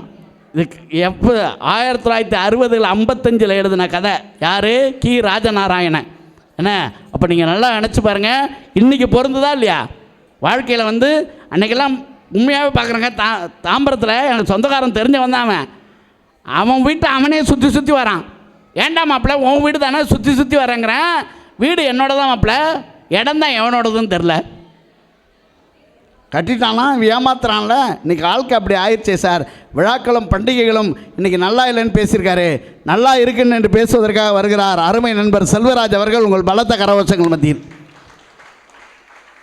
ஒரு 10 பேரை கூட்டு வந்திருக்காருன்னு நினைக்கிறேன். கைத்தட்டு அதிகமாக வருது. இருக்காதா பின்ன? 2 பேரும் ஆசிரியர், 3வது ஆசிரியர் நம்ம இருக்கிறாங்க. அங்கே இருக்காங்க. நான் இறந்து கிடந்தேன், என் அருகே இருவர்கள் பேசி சென்றார்கள். நான் கண் விழித்தேன், ஏனென்றால் அவர்கள் பேசி சென்றது என் தாய்மொழி தமிழ். அருமை அருமை. தாய்மொழி தமிழை வணங்கி என் உரையை நான் இங்கு துவங்குகிறேன். ஆஹா. நடுவர் அவர்களே, போன பட்டிமன்றத்திலேயே ஒரு அரியர் இருக்கு உங்களுக்கு எனக்கும். போன டைம் லேடிஸுக்கெல்லாம் நீங்கள் டைம் கொடுத்துட்டீங்க, ஜென்ஸுக்கு டைம் கொடுக்காம விட்டுட்டீங்க. அப்படியெல்லாம் ஒன்றும் இல்லையா? நீங்கள் நிஷா கூட சேர்ந்து ரொம்ப கெட்டு போயிட்டீங்க. இல்லை நிஷாவோட நாயகங்க நீங்கள் வேற. குட்டையை கிளப்பி போடாதீங்க. அவங்க வீட்டுக்காரன் வாழ்கிறதே பெரிய விஷயம். இந்த பட்டிமன்றத்தில் பாரம்பரிய உடை அணிந்து வந்திருக்கிறது பார்த்தீங்கன்னா நீங்களும் நாங்களும் இங்கே இருக்கக்கூடிய சோஞ்சர்களும் தான். சரி, எதிரணிகளா பாருங்க, பண்பாடை காப்பாற்றுறாங்க. இவங்கெல்லாம் பண்பாட்டை காப்பாற்றுறாங்களாம். தளர்றதுன்னு சொல்கிறாங்களாம், அதனால் பேண்ட்டை தளர்வாக போட்டிருக்காங்க. அதுக்கு நான் சொல்கிறேன் தலைவர், நான் கொஞ்சம் நேரம் கழிச்சு சொல்கிறேன் அதுக்கு ஏன் தளர்ந்துச்சுன்னு. அன்புக்கு அகநானூறு, வீரத்திற்கு புறநானூறு, சரி, நல்ல பண்புக்கு 11 கீழ்கணக்கு, கற்புக்கு கம்ப ராமாயணம், நல் வாழ்க்கைக்கு மகாபாரதம், மணிமணியான மேகலை மணிமேகலை. இது ஏன் அழகா சொல்றேன் தெரியுங்களா? எங்க வீட்டுக்காரமா பேர் மணிமேகலை. ஓஹோ, வீட்டுக்காரங்க பேர் மணிமேகலையா? எவ்வளவு மதிப்பு கொடுக்குறேன் பாத்தீங்களா? இல்ல பண்போட இருக்குமா? நீங்க மணிக்கு தான் மதிப்பு கொடுக்குறீங்க. ஆமா. போகும்போது தேவைதானே உங்களுக்கு? எனக்கு என்ன தேவை? நீங்க செல்வராஜா, உங்க மணிமேகலை. செல்வம் மணி. சீரிய சிகரமான சிலம்பாம், எத்திசையும் திக்கு முக்காட வைக்கும் திருக்குறள், அகத்தியமும் தொல்காப்பியமும் தமிழகத்தின் அடையாளம். ஆத்திச்சோடிய அறிவியல் பாட்டிய மைக்கு சரியா கேட்கல, நீங்க அந்த பக்கம் ஓரமா போயிட்டீங்க. நல்லா கரெக்டா வச்சுங்க, இல்ல கீழே போயிடுச்சு மைக்கு. தமிழ் மண்ணிற்கு பாரதி, தனி தமிழுக்கு பாரதிதாசன், பண்பை வளர்க்கும் வடலூர் பார்வையாளர்கள், நகைச்சுவை பட்டிமன்றத்திற்கு பாசமிகு பழனி, பண்டிகைகளின் பண்பாட்டை வளர்க்கும் எங்கள் அணியினரே, பண்டிகைகள் பண்பாடு தளர்கிறது என்றது பக்கத்து விட்டு பாயாசத்தை, பாய் வீட்டு பிரியாணியையும், கிறிஸ்துமஸ் கேக்கையும் ருசித்து சாப்பிடும் நல்லவர்களே, மூவர்களே. தமிழ்நாட்டில் கொண்டாடப்படும் ஒவ்வொரு பண்டிகைகளும் தமிழரின் நம்பிக்கை, எண்ணங்கள், கருத்துகள் அடிப்படைகளால் தான் பண்புகள் வளர்ந்திருக்கிறது. சரி சரி சரி. அந்த பண்புகள் காலத்துக்கு ஏற்றவாறு, சூழ்நிலைக்கு ஏற்றவாறு பரிணாமம் அடைந்து வளர்ந்து கொண்டுதான் இருக்கின்றது. இங்க பாத்தீங்களா என்ன ஆச்சு? இல்லை நீங்கள் வாங்க, நம்ம பண்பாடு அப்படித்தான் இருக்கும். என்ன எந்திரிச்சு அவன் தான் வருவான்னு சொன்னேன் நான். அப்புறம் ஏன் எந்திரிச்சு போகிறீங்க? ஏன்னா அவன் அப்படியே போயிட்டுமா, வருவான், கவலைப்படாதீங்க. இங்க தமிழக்கா தமிழ்ச்செல்வி பேசிட்டு போனாங்க. அவங்க நேற்று நம்ம கடைக்கு பெயிண்ட் கடைக்கு ஒரு பட்டி 1 கிலோவும் நல்ல திக்கா ஒரு பெயிண்ட்டும் கேட்டாங்க. நான் வீட்டுக்கு தான் அடிக்க போறாங்கன்னு நினைச்சேன். கடைசியில் பார்த்தா அந்த பட்டியெல்லாம் முகத்துக்கு பட்டி பார்த்துக்கிட்டு அந்த பெயிண்ட் எல்லாம் இல்லை பாலா அவருடைய பர்ஃபார்மன்ஸ் இருக்கு, உட்காருங்க. எப்படி வச்சோம் பார்த்தீங்களா ஆப்பு?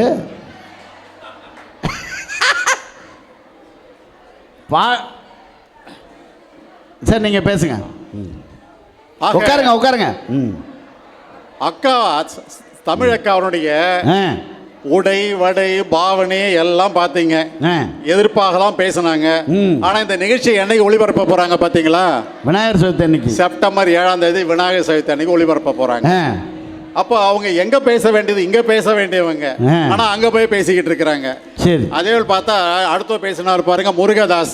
ஆமா, ஆசிரியர், கல்லூரி ஆசிரியர். அவர் எழுதிட்டு வந்திருக்காப்ல, பூமிக்கு இந்த பக்கம் 23 டிகிரி இருக்குன்னு கரெக்டா கண்டுபிடிச்சு எழுதி வந்திருக்காப்ல. ஆமா, பேராசிரியர், பொறியியல் அறிஞர்ல. ஆமா, காலேஜ்ல பேராசிரியர். அங்க கிளாஸுக்கு வேண்டியதுல அங்க கிளாஸ் எடுக்கலாம் மறந்துட்டு இங்க வந்து எடுத்துக்கிட்டு இருக்கிறாரு. அவங்க வீட்டம்மா கேட்டிருக்க, பொறியியல் இருக்கட்டியா, பொறியியல் செய்ய தெரியுமா அவனுக்கு கேட்பு. கல்லூரியில் போயிட்டு நீங்கள் ஒழுங்காக கிளாஸ் எடுத்தீங்கன்னா ஏன் இந்த வந்து இவ்வளோ ஒரு ஏமாற்றம் ஏன் உங்களுக்கு? ஏன் இவ்வளோ வந்து புலம்புறீங்க? இங்கே புலம்ப வேண்டியதெல்லாம் எங்கள் காலேஜில் புலம்பணும். அதை விட்டுட்டு இங்கே வந்து பொதுமக்கள்கிட்ட வந்து விழாவில் வந்து புலம்பிக்கிட்டு இருக்கிறீங்க. முருகதாசன் பேர் வேற. இந்த அடுத்தது ஒருத்தர் வந்திருக்காரு பேருங்க, அவர் பேர் சொல்லும்போது எனக்கு கொஞ்சம் கஷ்டமாக இருக்கும். பேர் புலேந்திரன். கொஞ்சம் ஜாக்கிரதையாக பேச வேண்டிய பேர்.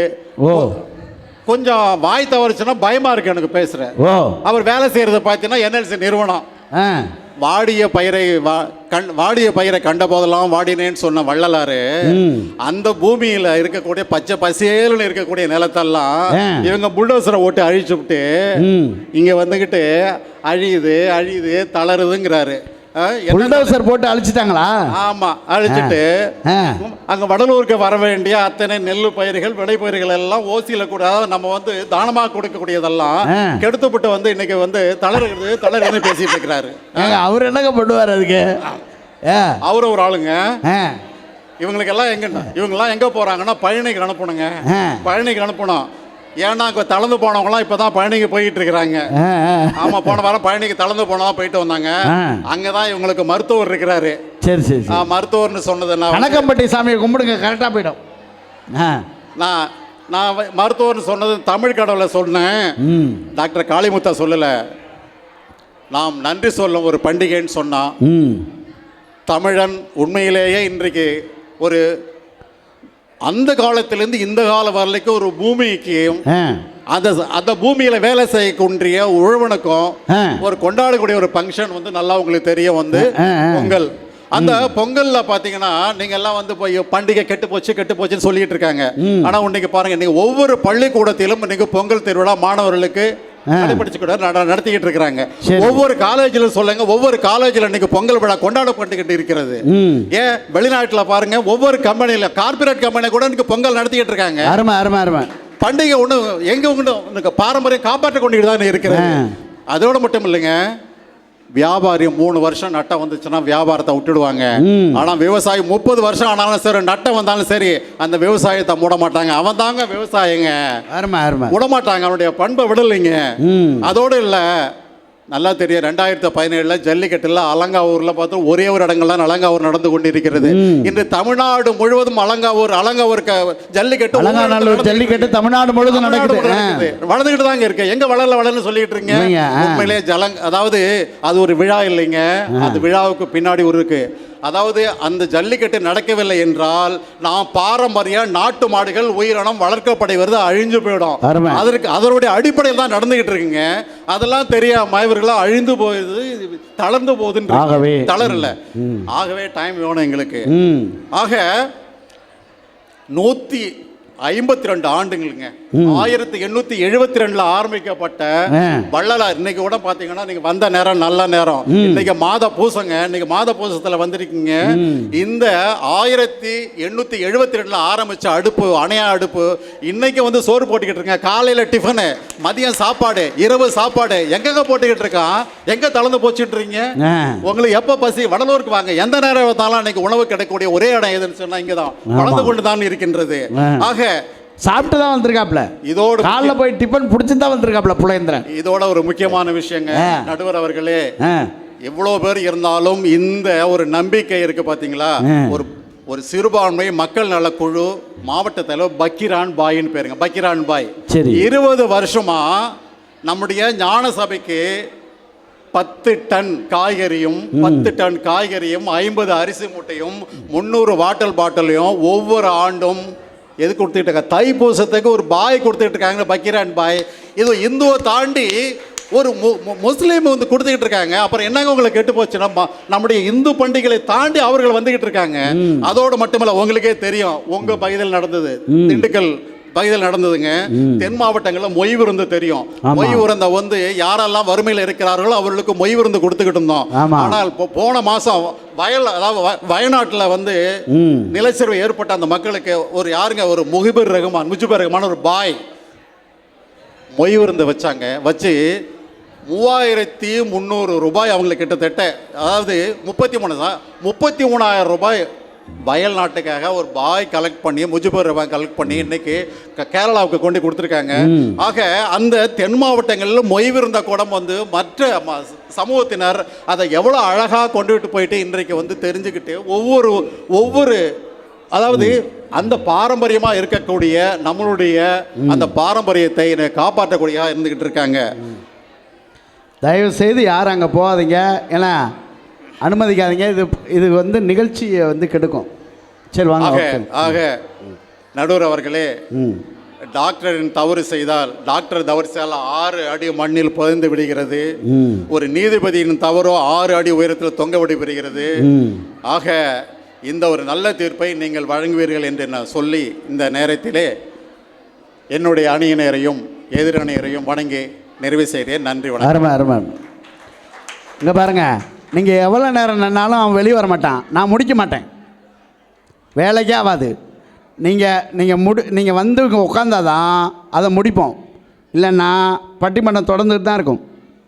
நான் என்ன சொல்ல வரேன்னா, நீங்கள் உட்காருங்க. அவன் கண்டிப்பாக வந்து எல்லார்ட்டையும் ஃபோட்டோ எடுத்துக்குவான். அவன் இயல்பான ஆள் தான், எல்லார்ட்டையும் ஃபோட்டோ எடுத்துக்குவான். நீங்கள் அங்கே போய் முட்டிட்டு நின்னீங்கன்னா என்ன அர்த்தம்? அது அப்போ வந்து அவங்க பேசுகிறது ரொம்ப கஷ்டமாக இருக்கும்.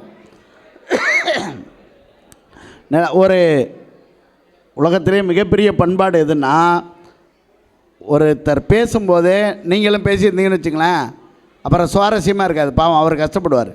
அப்புறம் நம்ம சீக்கிரம் போகும் இல்லைங்களா? நீங்கள் உட்காருங்க, ஒரு 5 நிமிஷத்தில் எல்லாம் முடிஞ்சிடும். மிக சிறப்பாக பேசிய செல்வராஜ் ஐயா அவர்களுக்கு ஒரு பெரிய கைத்தட்டல் கொடுக்கலாம். அவர் சொல்லும்போது ரொம்ப அழகாக ஒரு விஷயம் சொன்னார் தெரியுமா? 20 ஆண்டுகளாக ஒரு பக்கீரான் பாய்ங்கிற ஒருத்தர் இங்கே கொண்டு வந்து என்ன அரிசியும் காய்கறியும் கொடுத்துட்ருக்காரு அப்படின்னு சொன்னால், வள்ளலார் அவர் உள்ளத்திலும் வாழ்ந்து கொண்டிருக்கிறார்கள் தான் சத்தியமான உண்மை. இங்கே யோசிச்சு பாருங்கள், திருத்தணி முருகன் கோயிலில் அந்த இடம் இருக்குது. அந்த சுற்று வட்டாரத்தில் மலையில் ஏறுறதுக்கு இடம் இல்லை சார். கவர்மெண்ட் மலையில் பஸ்ஸு ஏறுறதுக்கு கவர்மெண்ட்டிட்ட இடம் இல்லை, அது ஒரு தனியார்கிட்ட இருந்தது. அவர் பேர் சுல்தான் அப்துல் காதர். அவர்கிட்ட போய் கேட்டாங்க, பஸ்ஸு போகணும், கவர்மெண்ட் பஸ் போகணும், இந்த இடம் வேணும்னு. பழனி மலைக்காக கேட்குறீங்க, இந்து சகோதரர்கள் வர்றதுக்காக கேட்குறீங்கன்னு ஃப்ரீயாக எழுதி கொடுத்துட்டாரு இருந்தாலும். வச்சுங்க சார், பரவாயில்லன்னு. அப்படிப்பட்ட மனிதர்கள் இந்த நாட்டில் இருக்காங்கல்ல, யோசிச்சு பாருங்கள். இப்போ தனியார் அப்போ அப்படிப்பட்ட பண்பாடு இந்த நாட்டில் இருக்க, அப்போ ஒரு பண்டிகை தேதியில் பண்பாடுங்கிறது எவ்வளோ வளர்ந்துருக்கிறது அப்படின்னு ரொம்ப அழகாக பேசியிருக்காரு. ஒரு பெரிய கைத்தட்டை கொடுத்து ஐயாவை நீங்கள் பாராட்டலாம். வாய்க்காலையும் வயல் காட்டையும் படைத்தால் எனக்கென கிராம தேவதை தெம்மாங்கையும் தெருக்கூத்தையும் படைத்தால் நினைத்திடும் வாழும் நாள் வரை குமரிகள் ஆட குழந்தைகள் பாட மந்த மாறுதம் வீசுதே மலைய மாறுதம் பாடுதே ஓ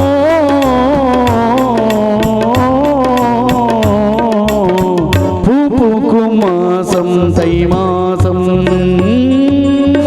ஊரங்கும் வீசும் பூவாசம் சின்ன கிளிகள் பறந்து ஆடு சின்ன மயில்கள் குயில் பாடு என்ன அழகான ஒரு விஷயம்லாம் நடக்குது அப்படின்னு ரொம்ப அழகாக சொல்லியிருக்கார். அதற்கெல்லாம் பதில் சொல்ல வருகிறார் புலேந்திரன் அவர்கள். வாங்க. முதல்ல டிரைவர் லேட்டாக வந்திருக்கான் கரெக்டாக, அப்புறம் பஞ்சர் ஆகியிருக்கு.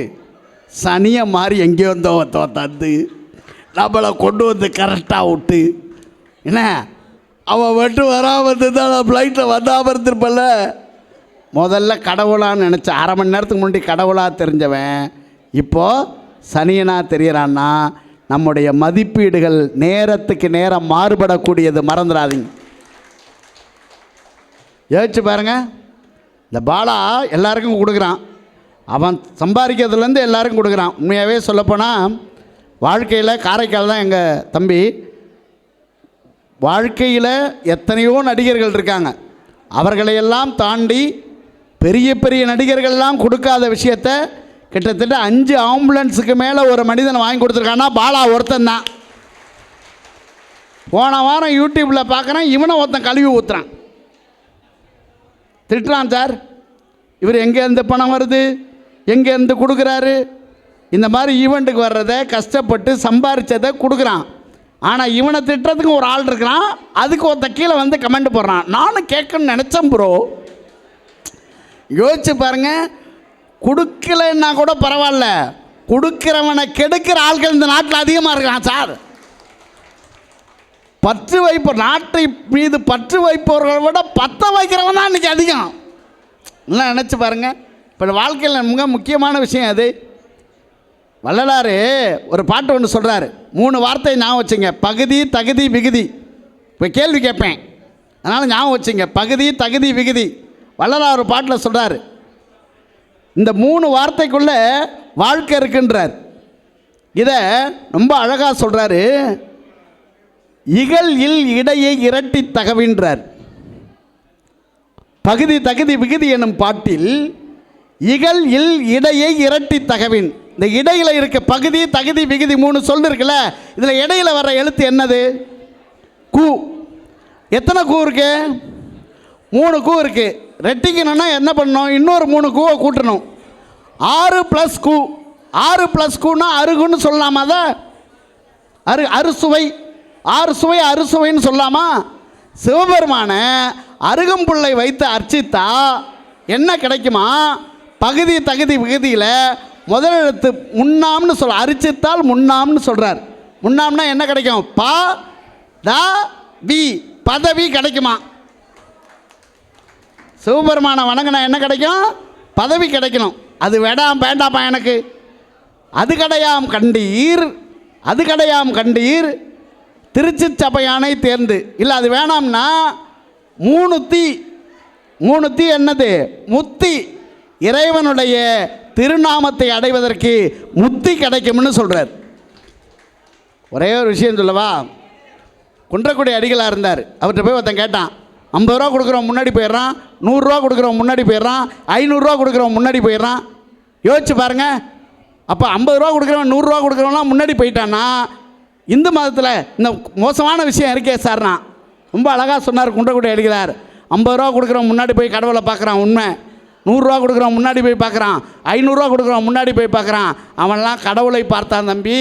கடவுள் யாரை பார்த்தார் என்பதுதான் முக்கியமானது தவிர கடவுளை பார்க்குறது முக்கியமான விஷயம் இல்லை.